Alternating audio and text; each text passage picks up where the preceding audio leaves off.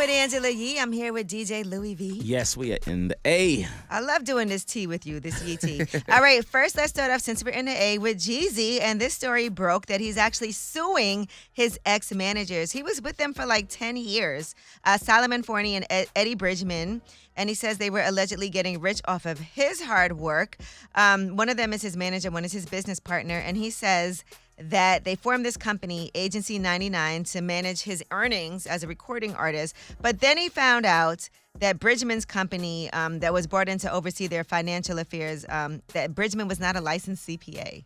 That's wild. I would think somebody would do some type of research. But, I guess you have a relationship with somebody, maybe it's working, and you never even think, like, why would somebody lie and say they're a licensed CPA if they're not? But as in the position that Jeezy is in, right?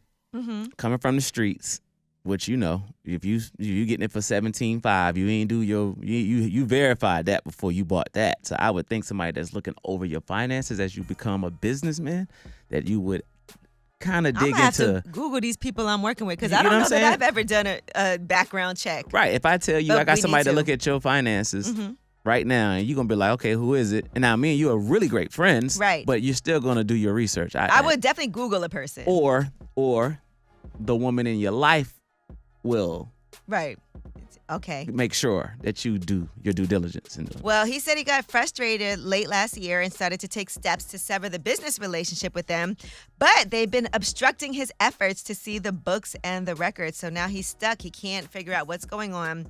This could also be when you find out that your taxes are a mess. I hate when this happens to people, when they realize, and this is kind of why Fat Joe went to jail, remember? Yeah, I remember that. When people aren't handling your business, and the next thing you know, like Meek Mill, you got all these... I was just about to say. Yeah, you got all these penalties and fines that you didn't know about.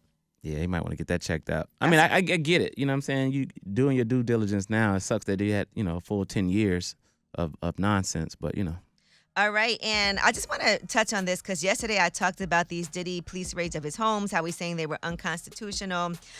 There is this rumor going around that Diddy's lawyer who withdrew from the case, it was because of necromancy, which I had never heard of before. Some people don't know what that is. You might want to explain that. So at first I thought it was necrophilia, like sex with dead bodies, and that's what people are saying. Right.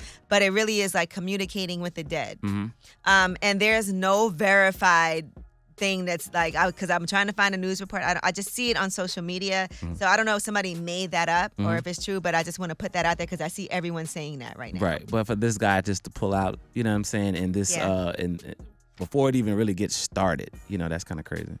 All right. And Tory Lanez, according to reports, Megan Thee Stallion wants him to get under oath and get questioned about the cyberstalking case with Milagro Cooper. Remember, there was this whole thing where she said that he was getting paid to do an online campaign to spread misinformation about Meg Thee Stallion. Well, now she wants to make sure that Tory Lanez gets questioned as well under oath.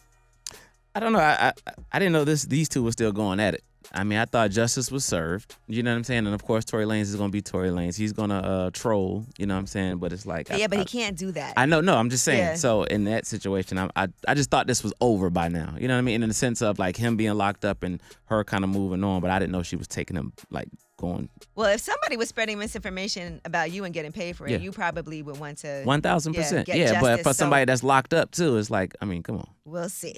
All right, well, that is your Yee tea. When we come back, we have About Last Night. That's where we discuss what we did last night. I flew in here. I didn't do much, but I'm going to tell you about it. It's way up.